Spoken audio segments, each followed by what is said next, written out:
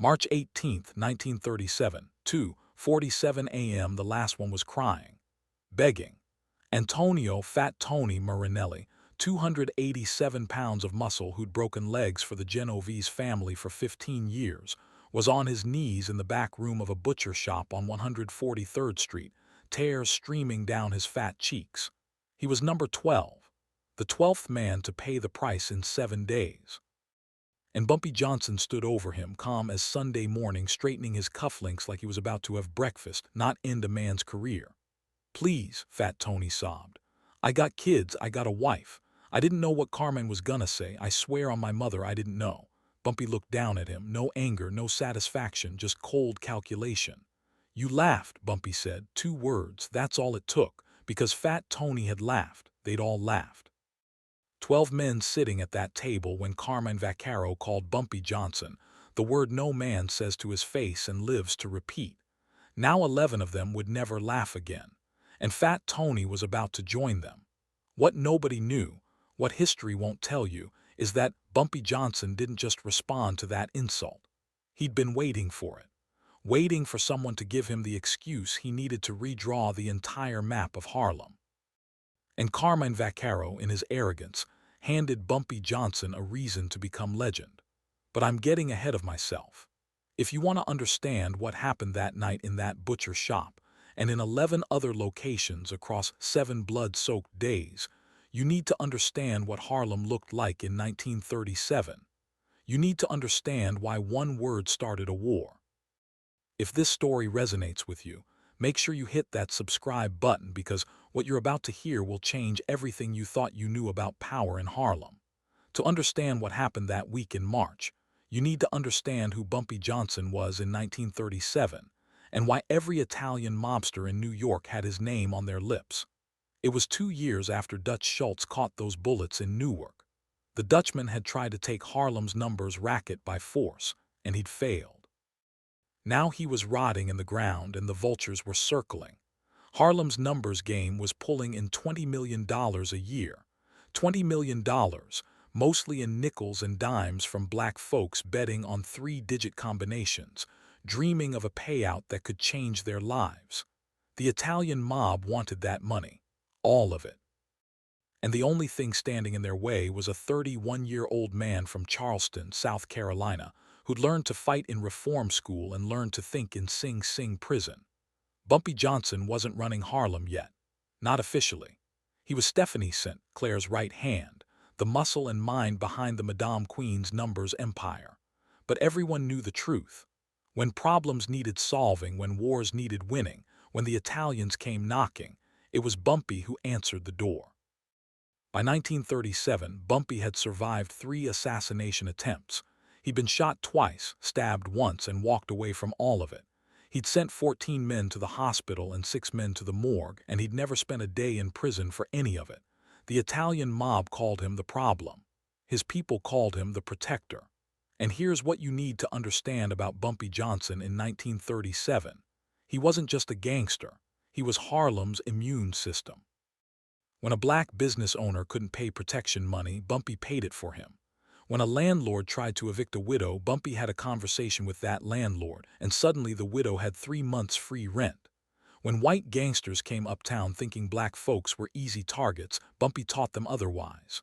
Harlem loved him, and the Italian mob hated him for it. They'd tried buying him off. Bumpy told them he wasn't for sale. They'd tried threatening him. Bumpy threatened back, and his threats came with addresses and photographs of their families. They'd tried going around him, negotiating directly with smaller operators. Every one of those operators ended up in the emergency room, and their operations ended up under Bumpy's control. By March 1937, the 5 families had one question: how do we get rid of Bumpy Johnson? That's when Carmine Vaccaro made his mistake. Carmine the Razor Vaccaro ran the Italian mob's expansion operations into Harlem. He was Frank Costello's man, a specialist in hostile takeovers who converted a dozen neighborhoods from independent operations to mob subsidiaries. He was 45 years old, Sicilian to his bones, and he'd never met a black man he considered his equal. To Carmine, Harlem was just another piece of real estate waiting to be claimed. and Bumpy Johnson was just another obstacle to be removed. March 11, 1937. Carmine called a meeting at Piccolo's, an Italian restaurant on 116th Street that sat right on the border between Harlem and Italian East Harlem. Neutral territory, supposedly. Carmine brought 12 men. Soldiers, earners, enforcers, the best he had. The message was clear, negotiation backed by intimidation. Bumpy came alone. He walked into that restaurant at 8:00 p.m. sharp, wearing a charcoal suit and his trademark fedora, and he sat down across from 13 Italian mobsters like he was meeting old friends for dinner. "Mr. Johnson," Carmine said, spreading his hands like a politician, "we appreciate you coming. We want to discuss the future of business in Harlem." Bumpy said nothing. He just waited. Carmine continued. "The situation is unsustainable. The 5 families have decided that Harlem's numbers operation needs proper management, professional management. We're prepared to offer you a generous salary to oversee the transition." Bumpy picked up a bread roll, broke it in half, and began to eat, still silent. Carmine's jaw tight. He wasn't used to being ignored. "Did you hear what I said?" "I heard you," Bumpy replied, chewing slowly. "I'm waiting to hear something worth responding to." The room got cold. 12 pairs of Italian eyes stared at Bumpy with murder behind them. Carmine leaned forward. "Let me be clear. This isn't a negotiation. This is a courtesy. The families are taking Harlem. You can be part of it or you can be under it. Those are your options." Bumpy set down the bread. He looked at Carmine, then at each of the 12 men surrounding him, one by one, taking his time. "Let me be clear," Bumpy said. "Harlem isn't for sale. It never was. It never will be. And if you think you can take it, you're welcome to try." Carmine's face went red. Years later, the men who survived that meeting would say they saw something break in him, some part of his control that snapped like a dry twig. What came out of Carmine Vaccaro's mouth next would cost 12 men everything. He leaned across the table, close enough for Bumpy to smell the garlic on his breath, and he said it. The word. The word that no white man had ever said to Bumpy Johnson's face, and walked away whole. Then Carmine sat back and laughed. And one by one the 12 men at that table laughed with him. Bumpy Johnson didn't move, didn't flinch, didn't react at all. He just looked at Carmine with an expression that the survivors would later describe as empty, like looking into a house where someone had turned off all the lights. Then Bumpy stood up, adjusted his hat, and walked out of that restaurant without saying another word. Carmine called after him, still laughing. "That's right, walk away. Run back to your jungle." The men at the table laughed harder. They thought they'd won. They thought they'd humiliated the great Bumpy Johnson, sent him running back to Harlem with his tail between his legs. They had no idea what they'd just done. Here's what nobody at that table knew. Bumpy Johnson had been waiting for this meeting, not dreading it, waiting for it. For 6 months, Bumpy had been preparing for war with the Italian mob. He'd been stockpiling weapons. He'd been recruiting soldiers. He'd been mapping the daily routines of every Italian operator in Harlem and the surrounding neighborhoods. But he couldn't strike first. The 5 families were too powerful, too connected. If Bumpy launched an unprovoked attack, the retaliation would have been devastating. Not just to him, but to all of Harlem. He needed a reason, an insult, a provocation so severe that even the Italians would have to acknowledge he was justified in responding. Carmine Vaccaro gave him exactly what he needed. 3 hours after the meeting at Piccolo's, Bumpy was in his office above Small's Paradise with 4 of his most trusted men. "The word is already spreading," said Illinois Gordon, Bumpy's closest advisor. "Everyone knows what Carmine said." "Good," Bumpy replied. "Let it spread. Let everyone in Harlem know exactly what the Italians think of us." "So what do we do?" asked Junie Bayard, one of Bumpy's most lethal enforcers. Bumpy pulled out a folder. Inside were photographs, addresses, schedules. 12 pages, one for each man who'd been at that table. "Every man in that room laughed," Bumpy said. "Every man who laughed pays, not Carmine, not yet, but every man who sat there and laughed while he used that word against me, against all of us, they're going to learn what that laughter costs." Illinois Gordon studied the folder. "All 12, in how long?" "1 week," Bumpy said. "1 man a day, sometimes 2. We start tonight.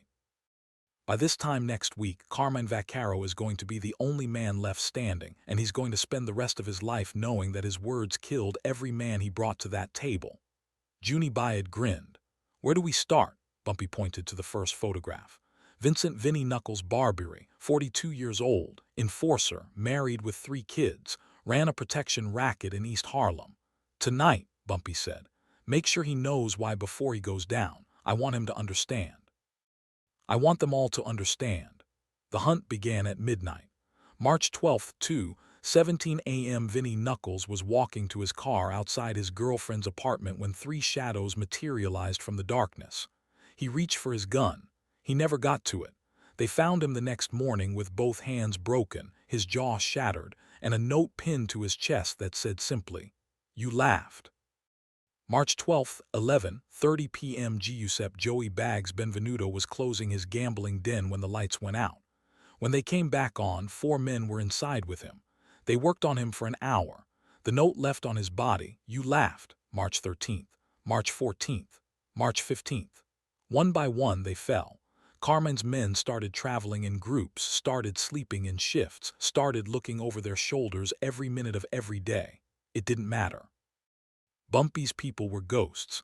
They came from nowhere, struck without warning, and vanished into the Harlem night. By March 17th, 11 of the 12 men who'd laughed at that table had paid the price. Some were dead, some wished they were. Some would spend the rest of their lives drinking through straws, and word had spread, not just through the underworld but through all of Harlem. Every barbershop, every church, every corner where black folks gathered to talk, the story was the same. Bumpy Johnson was making the Italians pay for that word. He was doing what every black man in America dreamed of doing, making white men answer for their disrespect. Harlem had never loved Bumpy more. March 18th, 2:47 a.m. The butcher shop on 143rd Street. Fat Tony Marinelli was the last one. He'd been hiding for 3 days, moving from safe house to safe house, convinced that if he could just stay alive long enough, Carmine would find a way to stop this. He was wrong. Bumpy's people found him behind a false wall in the meat locker, shivering among the hanging carcasses, crying before they even touched him. They brought him out to the back room, put him on his knees, and waited. 10 minutes later, Bumpy Johnson walked in. He stood in the doorway for a moment, taking in the scene.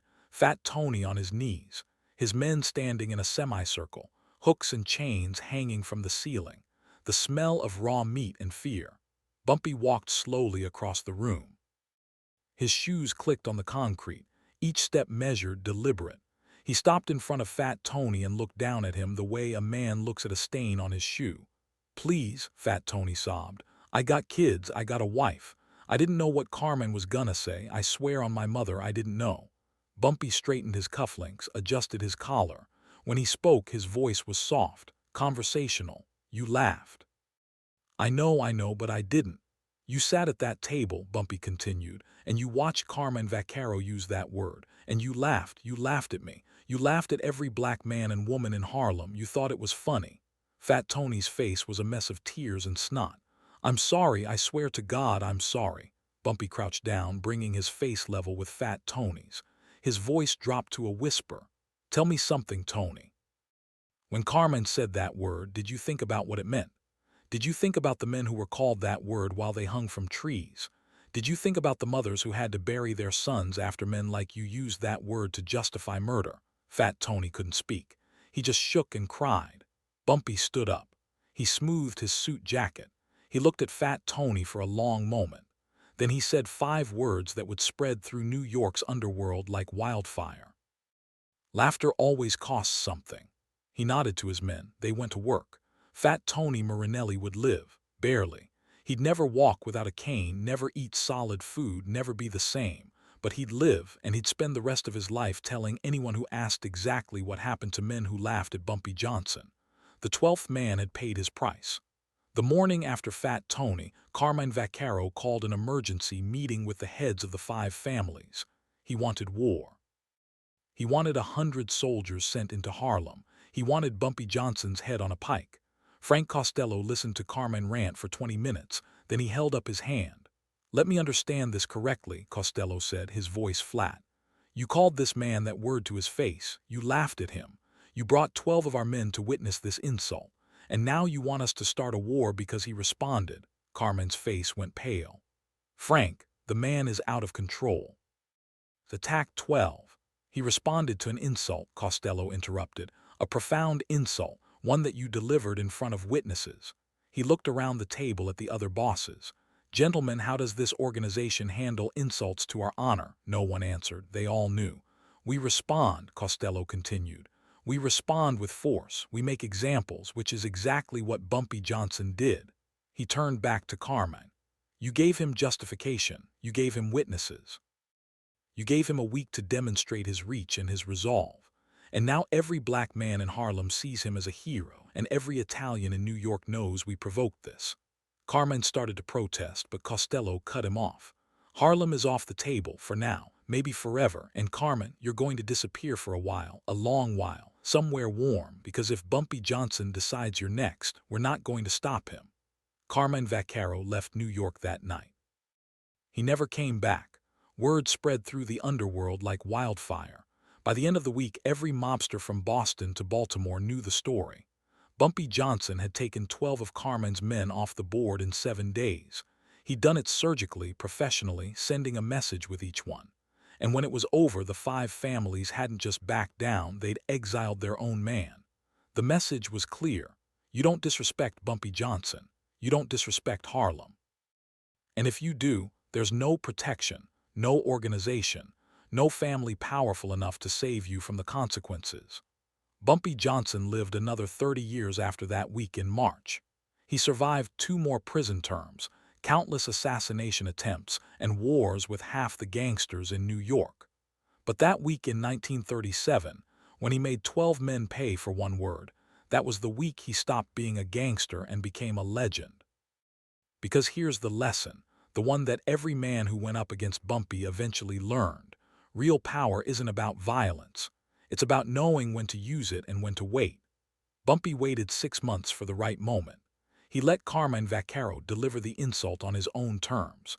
And then he responded with precision, with calculation, with such overwhelming force that the 5 families themselves had to acknowledge he was justified. He didn't just win the battle. He changed the rules of the game.